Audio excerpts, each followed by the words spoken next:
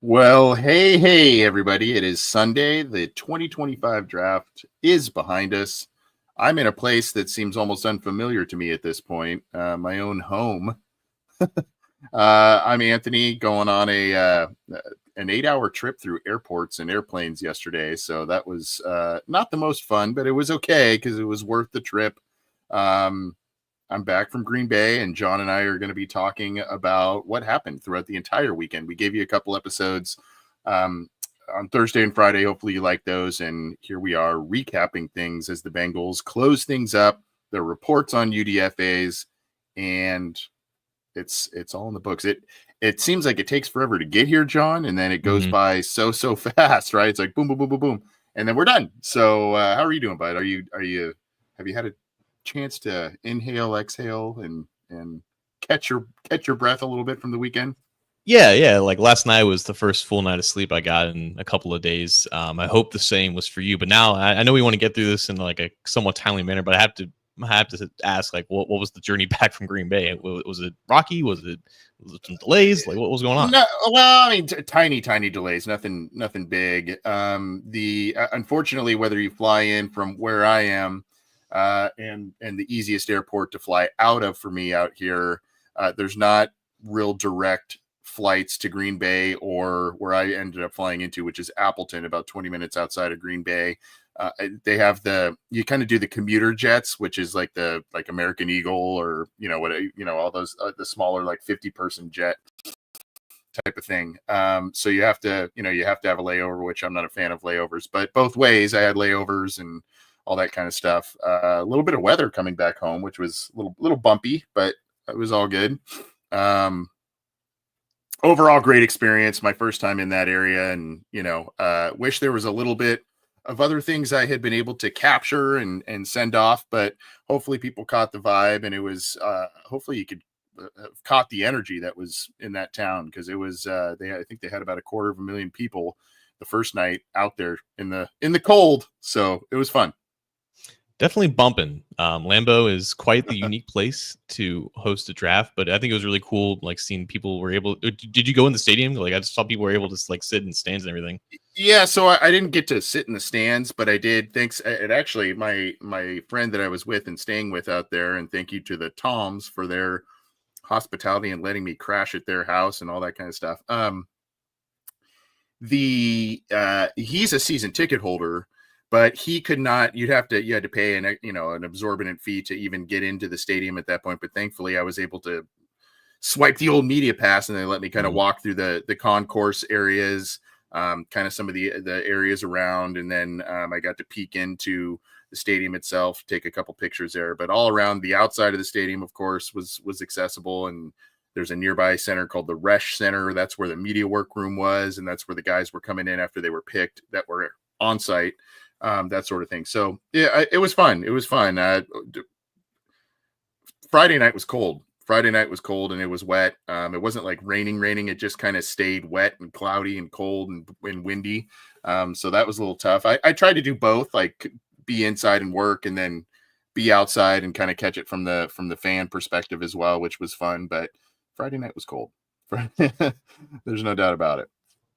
It seemed cold, but I think Friday night is a good place for us to start. That was the last time that we talked to all of you guys, and that's when the Bengals had 2 draft picks, starting off with Anthony Demetrius Knight Jr., who we've learned quite a bit about over these past couple of days. Phenomenal story. One of the older players in this class. I think he turns 25. He cleared it up, actually, on NFL Network. He turned 25 he turns 25, excuse me, in July. I think there was something out there that he's already turned 25. Regardless, one of the older players in this year's draft, but took a crazy journey to get to where he is now. He was a quarterback at Georgia Tech, and then he transferred to Charlotte. He was delivering DoorDash after games just to be able to afford rent. He was taking care of his child, and then he transferred to South Carolina because NIL offers were even larger, so he can financially support his family. And now he was a second-round pick. Not what a lot of people expected. I think we've brought up his name a handful of times, maybe in like that third-round range, but this was clearly a pick of Al Golden's, who he said after the pick that he was basically waiting on pins and needles in order to pick him, waiting for him to be available at the 49th pick, and a clear sign that there's going to be a new change in the linebacker room, and it probably starts with getting one of the starters from last year out of there. But your thoughts on Demetrius Knight being the newest linebacker for the Bengals? Athletic, a seemingly high character guy. You mentioned some of the ways that is played into that. And a mature guy. There's some reports, and I haven't confirmed it, that he is, married and maybe has 2 kids now and that sort of thing. So, there are plus sides to the ages, right? There are plus sides to that, being a little older. And, that's something Zach Taylor has loved about his locker room and all that sort of thing. So that plays into it. Like you said, I think a lot of people thought that he may have, been more of a third round guy instead of a second round guy. And I've always, you know me, I've always clamored for, hey, if it's the guy you want, Bengals, and some teams are after him, move up and jump, and don't get jumped for players that are, a pick or two in front of you. Maybe they felt that other teams, I don't mean this in such a derogatory way, but maybe they felt that teams weren't as big on him as they were. So they felt that they could sit through the second and get that guy, and that was their guy. And Golden gushed about, what he is looking for in his players as the new defensive coordinator. This guy exudes a lot of those traits. And, I think some people were a little shocked about how early he did go, but this is a guy that they think, again, athletic, mature, physical, and brings a lot to the table on defense. 100%. There's definitely positive traits to him, and I think that's why he was a popular target for round 3. And I think that's why when a player like that gets selected early, there's that initial reaction.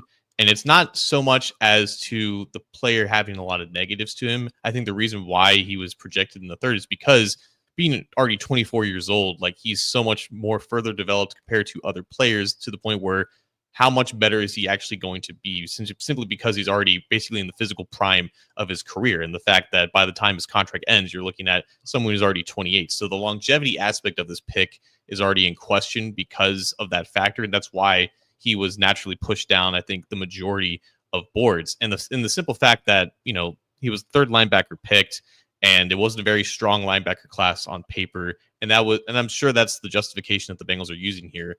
In years past, though, when we've seen the Bengals kind of not ignore the consensus, but go beyond it, it doesn't always work out for them. In fact, more times than not, it typically burns them.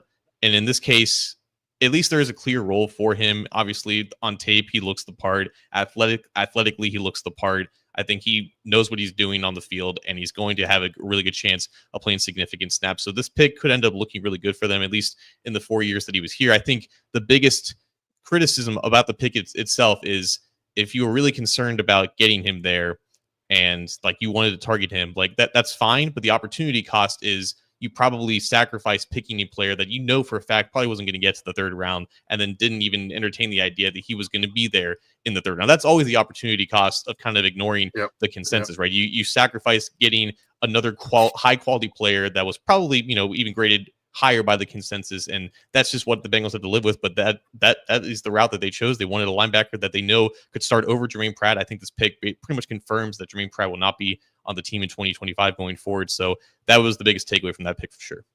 Yeah, just a couple things before we move on to Dylan Fairchild, but that I thought, for those kind of complaining about that pick, PFF, Trevor Sikkema at PFF did have him as the third rated linebacker in this year's class. So that and not the edge rusher linebacker type, the true kind of off ball linebackers, I think is where he kind of had him. So that bodes well. And then, like you said, I am with you on the opportunity cost. I'm with you on the second contract thing, but this team needs help now. They need better tackling now. I understand looking 4 or 5 years down the road, and you should do that as a franchise, but this window right now, it's now. And so if this guy improves your defense day one as a starter, then it ends up being a pretty good pick, even if it only works for 4 years, 5 years, that sort of thing. But we will see. I mentioned Dylan Fairchild. Kudos to you, John. This was your pick in our 3-round mock. Yeah. And I thought it was really funny because I reposted a clip of that video, and you said, well, hadn't taken a guard yet, so I guess I got to try and get one and it almost felt like, was that what the Bengals were saying to themselves in the war room a little bit? And so that's where they went. Look, this is, again, quintessential Bengals pick. They like this guy more than some of the pundits do, that sort of thing. But for the knocks on him and maybe him being a lesser player than some of the guys picked around where he is, tough as nails, nasty, physical, finisher, etc. And if he can provide some sort of improvement at the guard position immediately, it sounds like Dan Pitcher said he's going to be in the mix to compete for a starting spot right away. They like him, maybe more so than others did, but there are some question marks, but there are traits to like, namely in the fact that he played for a high quality line. He was very tough, and he finishes plays pretty well. I think the exact quote was, the left guard job, I'm paraphrasing here, the left guard job is like, it's absolutely his to win. Like, it's not only like, he's not only in the competition. Kind of came off that way. Yeah. He's going to get every chance to actually win that battle. So that's the Cordell Volson career path. And I say that name, obviously, like the talent withstanding and everything like that. But Volson was a day one starter as a mid-round pick at left guard. And the upside there is that he starts there for multiple years and gives them a quality option at that spot. And I do think that there's a really good chance that he enters training camp as the best option at that position, considering the other bodies that they added or didn't add at the position. And just like, Knight, I think Fairchild was probably picked around early compared to when he was expected to. But I think the further you get into the draft, the more that you can kind of justify reaches of that extent, especially considering the fact that this was the Bengals' biggest, most dire need. And it was clear that when they were researching these guys at Georgia, like they sent Dan Pitcher and Scott Peters down there for the pro day, they met with Ratledge and Wilson at the combine. I don't know if they did it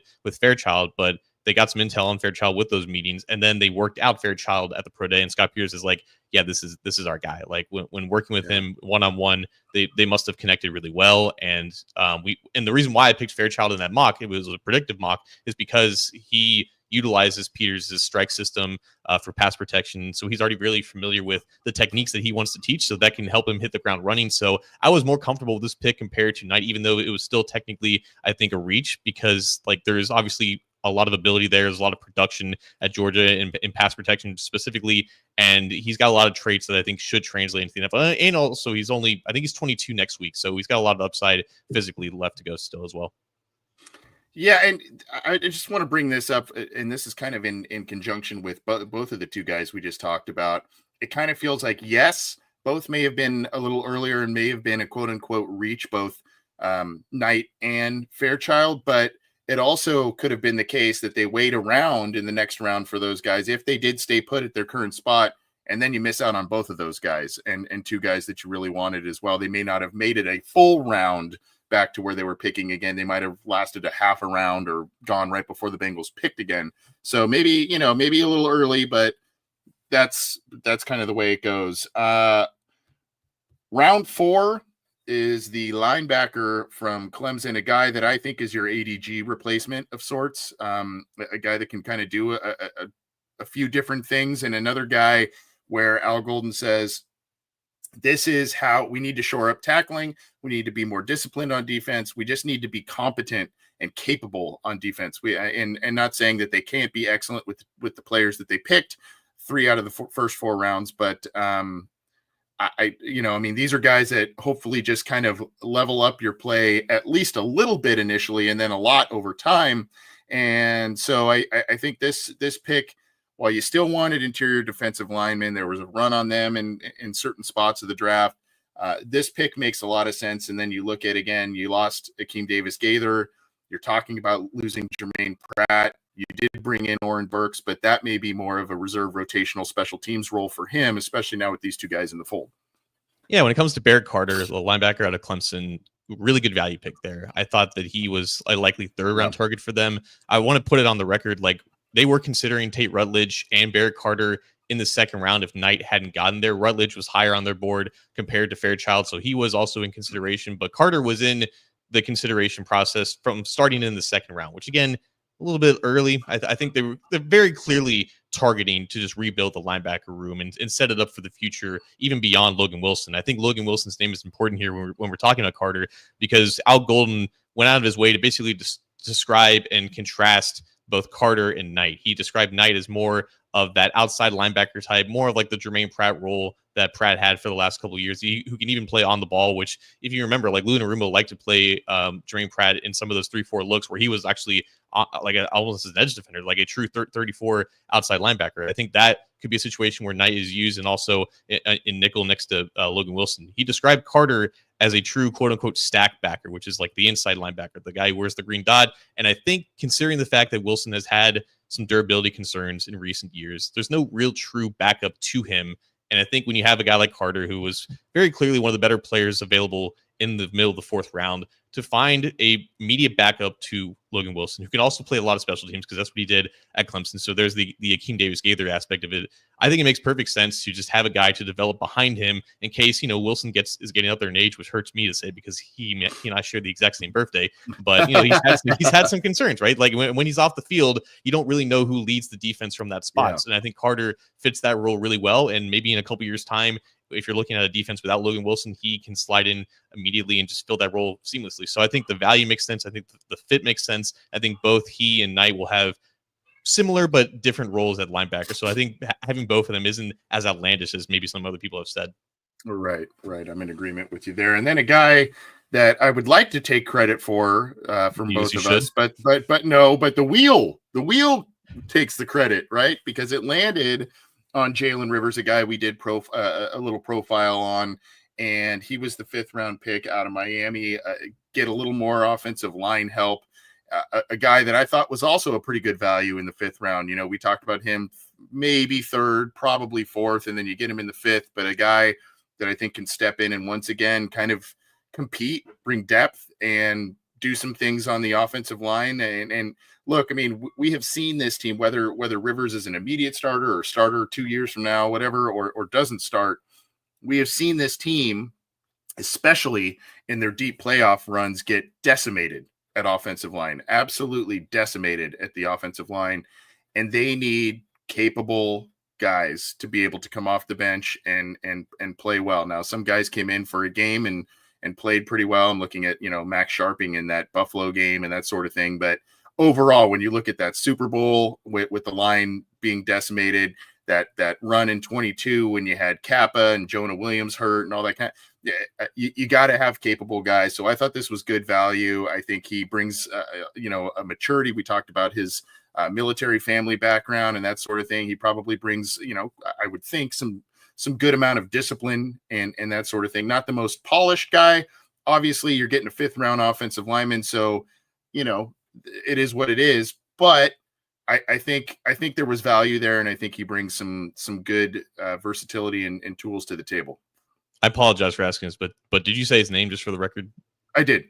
Oh, sorry. Yeah. So no, Rivers, like it makes so much sense. I didn't with Barrett. I did omit it. Yeah. But I did this time. Okay. Like in hindsight, the idea of the Bengals double dipping an offensive line with their first pick being a guy who can immediately start at one of the guard spots, and then another guy who can basically play all 5 positions on the offensive line. Mm-hmm. It makes so much sense if they were to double dip, and that's exactly what Jaylen Rivers can do. He snapped for teams at the Senior Bowl at center, and as we talked about when we talked about him a couple weeks ago with the wheel, he played both left tackle and left guard in the same games for like 7 games last year for Miami. He was recruited as a tackle. He started at guard for a couple years. He doubled a lot of injuries, and then he played, the only full season that he played was at left tackle.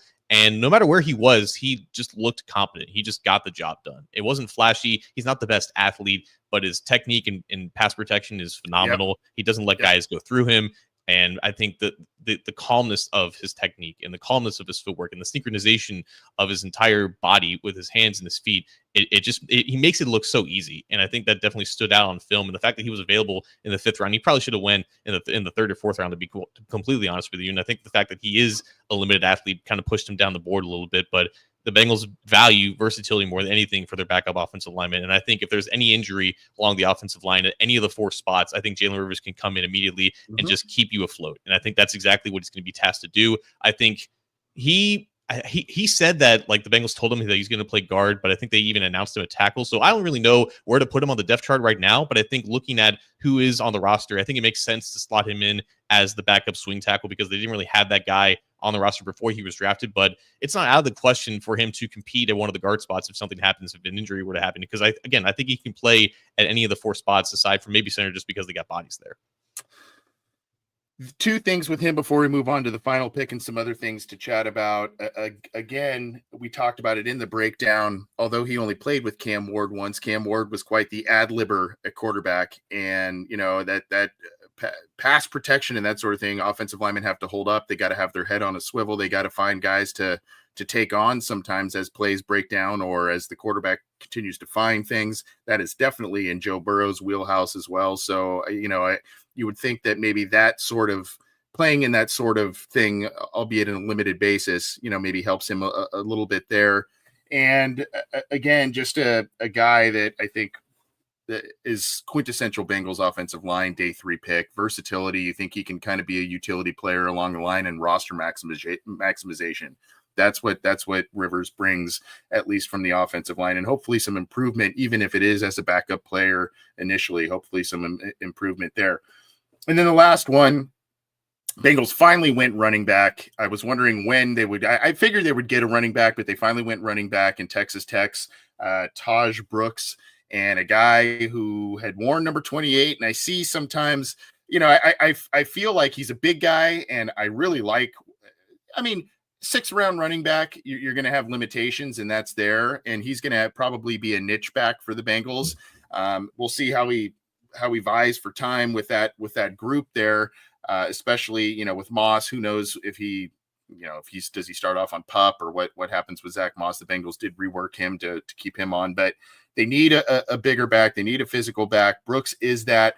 I do see that wild kind of, like when he runs, sometimes he kind of, has his chest and his shoulders kind of flying all over the place. But a lot of times it's because he's going through contact and taking on guys as well. But I like the player. I think that was also pretty good value, and a guy that can round out that running back group pretty nicely.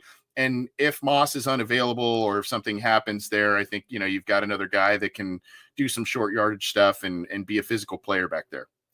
Yeah, Bengals fan asking, wasn't Tajh his pro comparison to Samaje Perine? I don't think that's ridiculous to say at all. Yeah.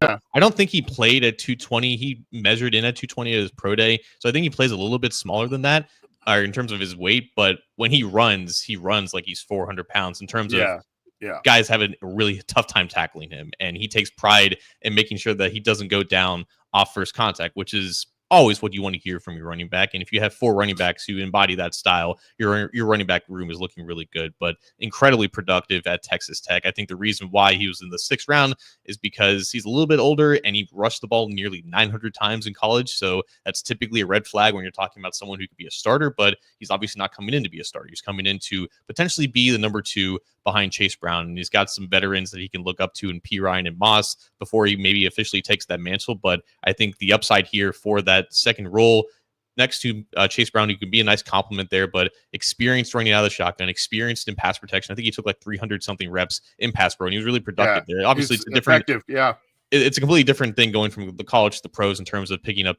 pass protection schemes and everything like that. But there's definitely a baseline where you can work there, which can get him on the field relatively early because they don't want to have Chase Brown, on the field for 60 snaps a game like he was in the second half of the season. So Brooks gives them a lot of depth now at the running back room, a lot of comfortable depth, and that hasn't really been the case with the running back room in a while. But one of my favorite late round running backs, and good on them for drafting him. Good pick. Yeah, our buddy Jason here says we need the 2 Samajes for all the 4th down attempts. Either that or hopefully, John, there's not going to be so many 4th and inches attempts, 4th and goal attempts with guys like Brooks and Perine back on the roster. hopefully it'll be punched in on 2nd and 1 or 3rd and 1 instead of having to white knuckle it at 4th and 1 from the half-inch line, that sort of thing. So those are the picks here. Let's talk about, I mean, we gave kind of the breakdown of them. We talked about what their potential roles would be. I guess this segment is a little bit more like I don't know if you want to give a letter grade or that sort of thing. Some people love doing that. Some people don't.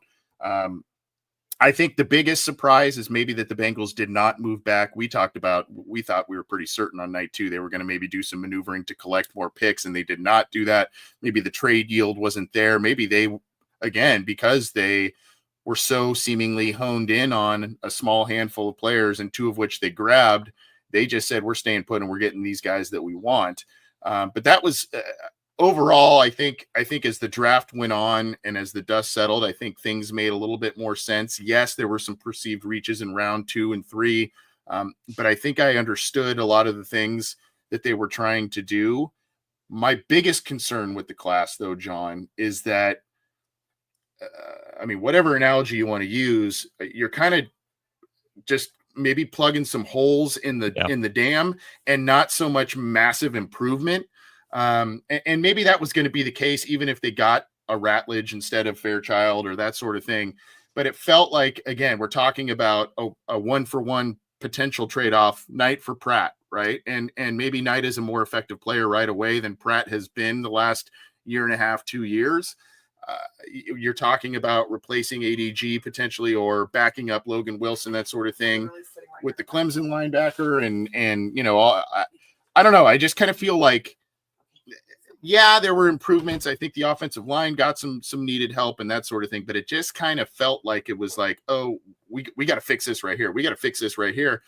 And now I think because they only hung on to 6 picks, which I think I liked it from a holistic standpoint. I think they do need to now re-examine veteran free agency at some spots to see if they can help themselves, whether that is at safety, whether that is more offensive line help, that sort of thing. Yeah, in regards to that, like, I was on record for saying that if they leave round 2 without a guard, the window is open for them to sign a veteran guard to start right away right guard. I don't know if that's going to happen, but I do think that the door is still slightly ajar for that to happen. Also at safety, like, I don't think that's going to happen. I think they had several chances. They had 3 chances to draft Xavier Watts, and they passed on all of them, right? So that's pretty telling that they're at least comfortable with going with Geno Stone. I don't think it's out of the realm of possibilities that, you know, Tyson Anderson could potentially compete with him if something awry goes with Stone, but, you know, there's a lot of love for him in the building. So that's still on the table. But right now, like, I thought that they salvaged the draft a little bit on day 3. I thought their process was really good on day 3. I still look at some of the risks that they took in the early rounds, not necessarily like in terms of fit. Like, I think Knight makes a lot of sense for what they were looking for in a linebacker. I think Fairchild makes a lot of sense for what they were looking for in a guard. I think the way that they left free agency with these clear, dire holes that set themselves up to have a draft kind of like this, where you're right, they were drafting for need rather than maximizing the roster in the best way that they could have. And you look around the league, and I think the best teams in the NFL, they drafted that way. And that's why they're exiting the draft with a lot of confidence about their team. So the Bengals didn't have the luxury of doing that because of how they handled free agency, because they spent so many resources making sure that Jamar Chase and T. Higgins were signed, and they basically sat out for 90% of free agency. And the fact that they exited free agency like that and entered the draft, and they still took on these risks with Shamar Stewart, a long-term risk with Demetrius Knight, I think that still carries a lot of weight into how we look at this draft class. And obviously, everything needs to be judged years down the road, and Shamar Stewart and Demetrius Knight can be long-term starters. And if they are, that's phenomenal, because I think there's a lot of confidence that the guys drafted after them have clear roles that can last on this team for several years. And obviously the expectations are significantly lower for guys drafted outside of the top 50 or top 100 picks, but they had these 2 top 50 picks, and I think they took risks on both of them, and we'll see how it turns out. And I do like that, especially if you look at how the other AFC North teams drafted, and they drafted well, I think overall, the three other teams. We knew this had to be, in a way, especially in the AFC North, had to be a meat and potatoes trench draft, and they did that. Now, the big omission was the pass rushing interior defensive lineman, and I think they were set to take one before he went Yeah. one pick right before them. But they did get pass rush help. They got trench help on both sides of the ball. They got some mid-level defense, middle-level defensive line or defensive help. So I mean, I like a little bit of that mentality. Of course, with only 6 picks, you're not going to get every single position that you were aiming to get, namely that pass rushing defensive lineman or potential safety help, rotational help, whatever it may be. But I do like that they said, look, they could have sprinkled in a wide receiver if they wanted to. They could have sought after a tight end if they were unsure about what's happening with Eric All this coming year, that sort of thing. And they didn't. They went after, guys that they feel are aggressive, athletic, and can help you on defense right away.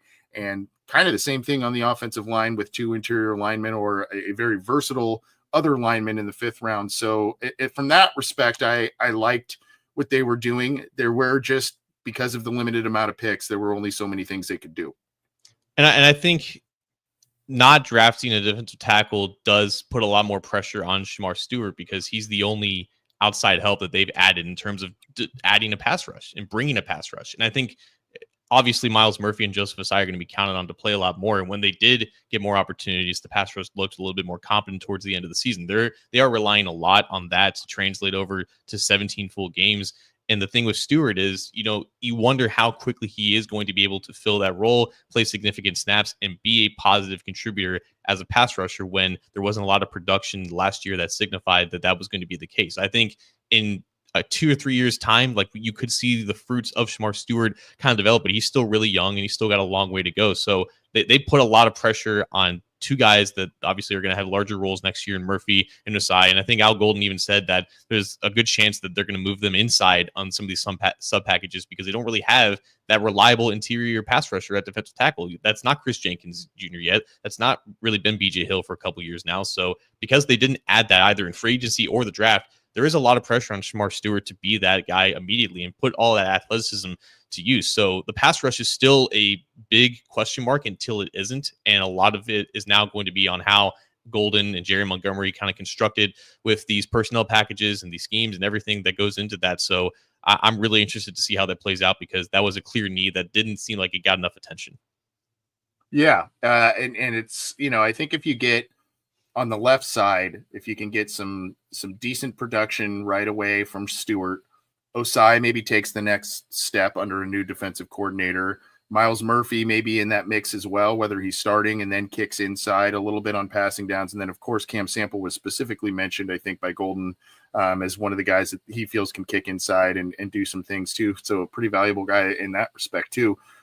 So I think if it's kind of that sum of the parts thing, right? Like if they can kind of come up with this combo of players, these 3 to 5 players playing both edge and then kicking inside, if you can get pass rush that way, then, that'll obviously make things a lot better. And of course, we still have to figure out things with Trey Hendrickson. Obviously was not dealt on night 1 of the draft or throughout any night of the draft, day of the draft. So he seems to be in the Bengals' foreseeable future and their plans. I think that was pretty predictable. I didn't expect them to trade him unless there was some, Godfather deal that came last minute in the 11th hour here. But if Trey Hendrickson's here and he's going to be Trey, whatever his contract looks like, and you can get those guys to kind of combo some things, that would look good. I think overall, I like the physicality. I like the athleticism mindset that the Bengals had with the players that they drafted.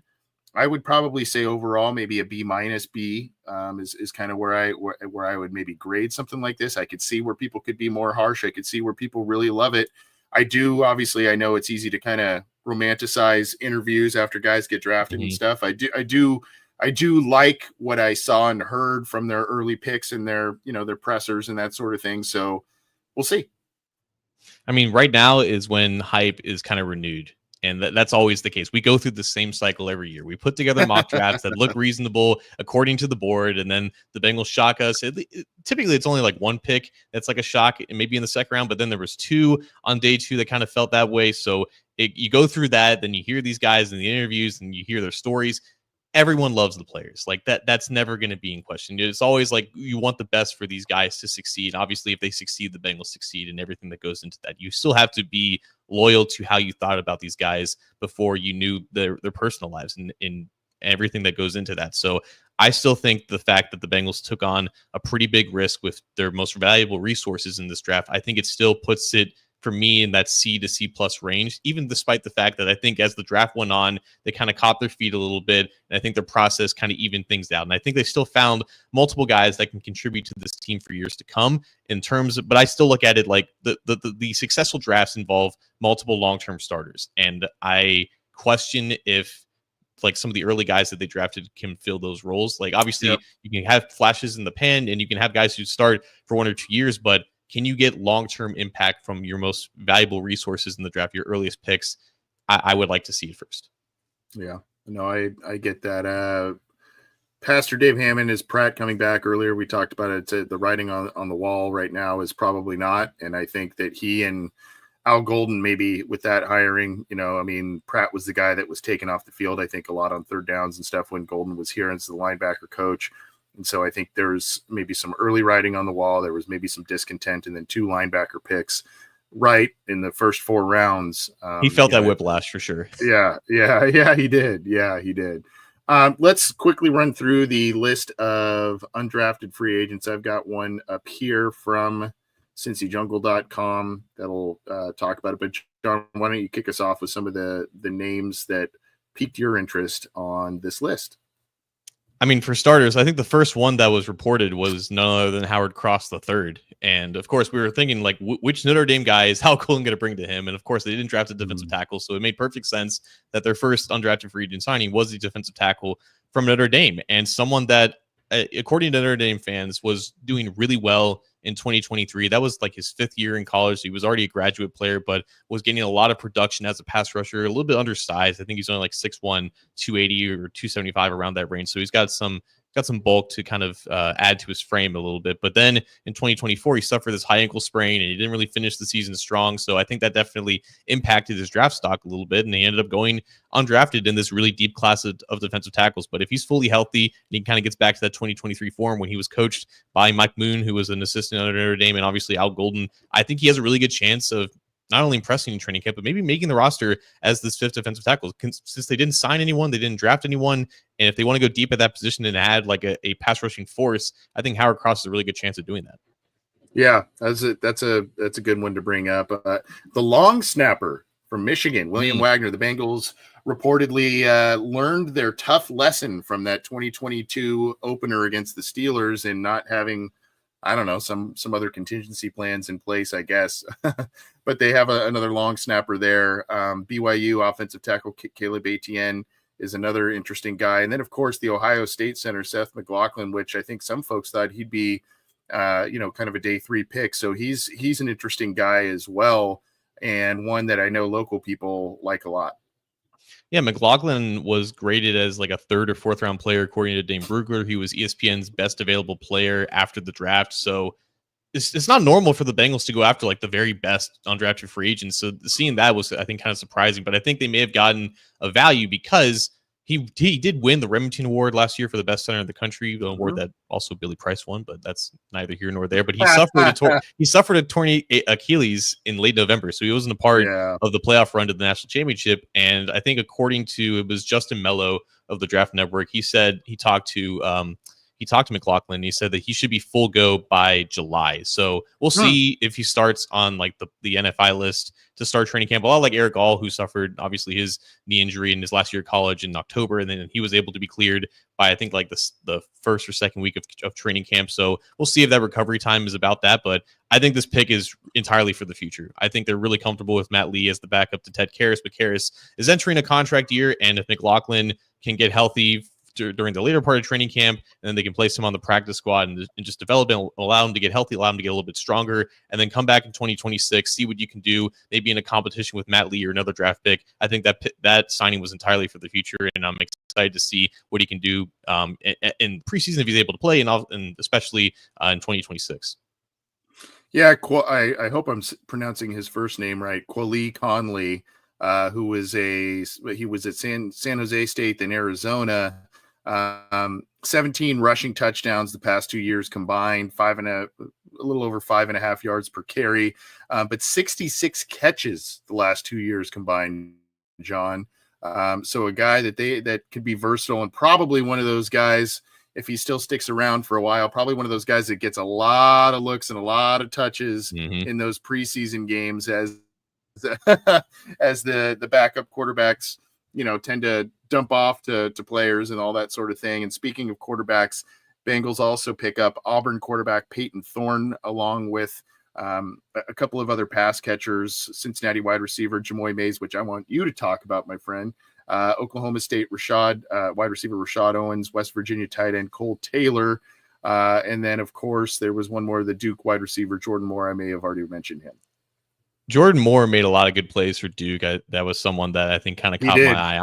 I'm gonna be completely honest with you. I'm a Cincinnati fan. I don't know who Jamoy Mays is. I really don't. I don't think he was really that high on the depth chart. I do want to bring up one more player though, and I don't even think he's on this list because he's not a traditional UDFA. But Dante Barnett was a part of the NFL's international player pathway. He is of Jamaican descent. He grew up in Birmingham, England, and he is now a Cincinnati Bengal, according to NFL UK's social media account. But someone who started playing football as a 15, 16-year-old and then joined like the NFL like development program over there. Just seeing if football is something for him, because he's kind of a weird body type. He's like 6'1", 270, but he ran like a 4.6 40 when he was at USF's Pro Day this past March. So kind of an undersized defensive tackle, but someone who just kind of found football, tried to make it work at the college level, but didn't really have the academic progress in order to do that. So he was at a Division III school a couple years ago. He quit football. He returned back to England as along the assembly line of like a Jaguar plant in England. But then, he stayed in shape. He stayed working out, and then he entered the international player pathway program, and then the Bengals gave him a shot. So the fact that they didn't add any defensive tackles during the draft for free agency, they've added officially 3 in undrafted free agency. And because he is a part of this program, he gets like a roster exemption spot. So the Bengals can keep up to 91 players, including him. And then they can keep him on the practice squad as like a 17th member. So someone that they can develop throughout the year, see what he can do. Obviously a phenomenal athlete, but a really cool story. Yeah, very cool story. And savvy by those Bengals and how they are using roster spots or not using roster spots with some developmental guys like this. That's really cool. We are going to start closing things up, John. I don't know if you've got any other final thoughts on the draft or what you want to do to drop the mic, but we did a recap of all the picks. We talked about maybe the potential of some of these and or worries for some of these, and our thoughts on the class. Of course, ran down the list of undrafted free agents. So what do you have for us as we head our way out of the door after a fun but pretty exhausting weekend? I'll answer a question from the comments. I don't know if you want to answer this as well, but just who's y'all favorite pick from King Blood 6337? I'm gonna go Jaylen Rivers. I think that pick made a lot of sense where it was. I think it filled one of the more underrated needs on the roster of a swing tackle, someone who can provide true versatility, and I think someone that, if given the opportunity, he can push one of these, assumed starters for one of these roles at guard. I don't know if it's going to happen, but I think a really good value pick and someone who's going to be on the team for years to come.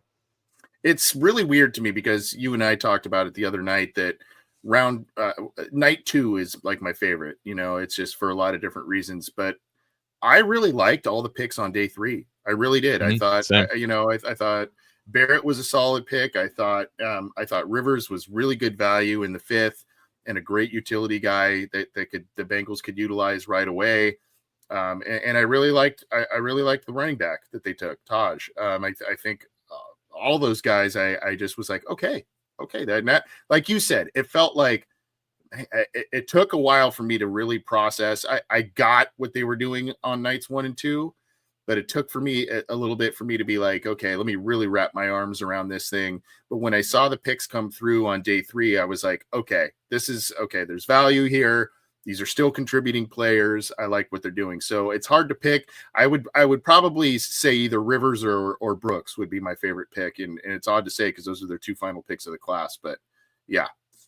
I don't think it's like that crazy anymore because for a while, the Bengals were not hitting at all on day 3 of the draft. Like 2021 comes to mind when, you had Tyler Shelvin, you had Deontay Smith, Trey Hill. Like they were almost like wasting picks at that point. Over these past 3 years, Chase Brown, Andre Yosevach, Eric All when he's healthy, Josh Newton, Matt Lee, and now you have Carter, Rivers, and Brooks all have a lot of promise and could have really good roles. They're kind of finding their stride a little bit in some of these picks, and they're so important to fill out the roster when they've had such issues in terms of depth, when they've gone through injuries. Like hitting on these picks is important, especially when you only have 6 draft picks in the class. So I think it's been really promising and encouraging now that for like 3 straight years, they've been really doing their homework on some of these later rounds, and it really makes the roster, I think, look a lot better than what it could have. Yeah, and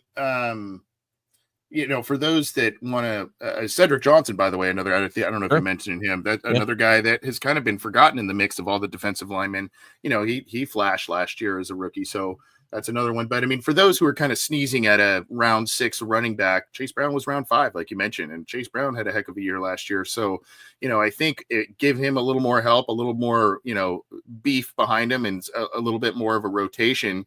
And you've got, whether that is Brooks and or Pirine, however that may shake out, I think you've got a pretty good mix there. So I'm pretty excited about that. And then, they've done what they made incremental improvements along the offensive line, and we'll see what they do, if anything, in outside free agency after the draft. Maybe they go calling for a Dalton Reisner or see what's going on with Brandon Scherf, that sort of thing. We will see. I just want to say one thing about the draft. I met a gentleman, I know our guy Bengal Jim and many Bengals fans have rightly been clamoring and pushing for Willie Anderson to make the Pro Football Hall of Fame. A gentleman I talked to, he represents the Broncos, and we were talking in the media room for a while, and he was a real encyclopedia of knowledge about a lot of different things, which was pretty funny. But not only was he a big proponent of Willie Anderson getting into the Hall of Fame, he is doing not to the same extent of what Jim is doing, but and he knows Jim, Bengal Jim, but he is really advocating for Richmond Webb to be in the Hall of Fame. And obviously Richmond Webb, we had him on a couple of years ago, incredibly gracious, great guy, and everybody thinks of him, and rightfully so, as a Miami Dolphin. He made 7 Pro Bowls there, protected Dan Marino's blind side, that sort of thing. But he did finish with the Bengals the last 2 years, and then, Levi Jones took over, that sort of thing. But a guy that I think we should, and go back and check out the interview we had with him. It was a lot of fun. It's in the playlist channel that's, interviews with current and former Bengals.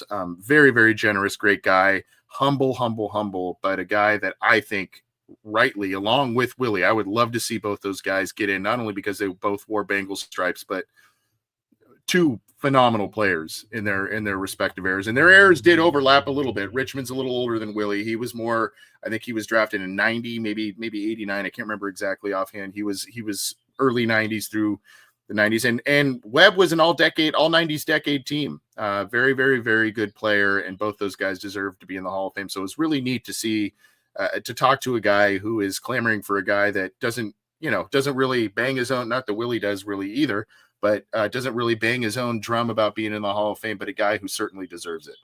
I mean, anyone who played positive football for the Bengals in the 90s deserves universal praise, right?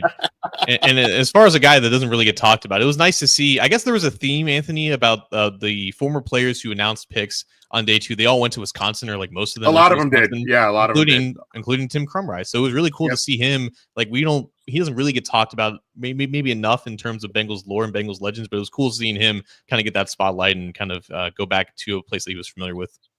Yeah, and he had the Ring of Honor coat, I think, on. He was rocking that, which was cool, and he had an awesome cowboy hat. Saw him in the hallway of the media, along with some of those. I saw Jonathan Taylor and stuff after they had presented in the media area, which was pretty cool. Those guys are big dudes.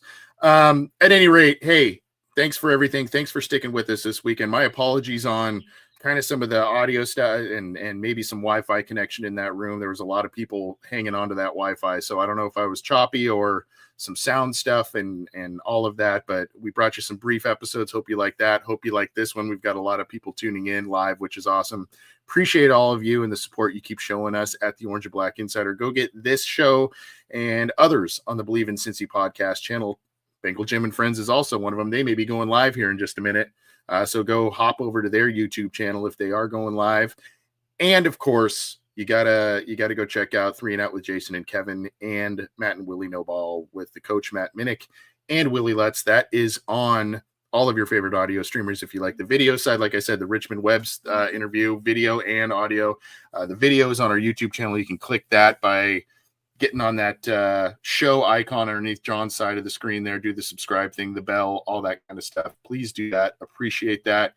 And of course, this show is brought to you in part by FOCO, the fans only company. They are doing a site-wide sale on some limited edition and bobbleheads and stuff that you can't really find anywhere else. So go check out foco.com, and they've got some cool selection of Bengals bobbleheads and other stuff. So go check out all of that. We appreciate their support. John, I appreciate you, man. You've been bouncing your schedule all around mine. I've been chaotic these last few days.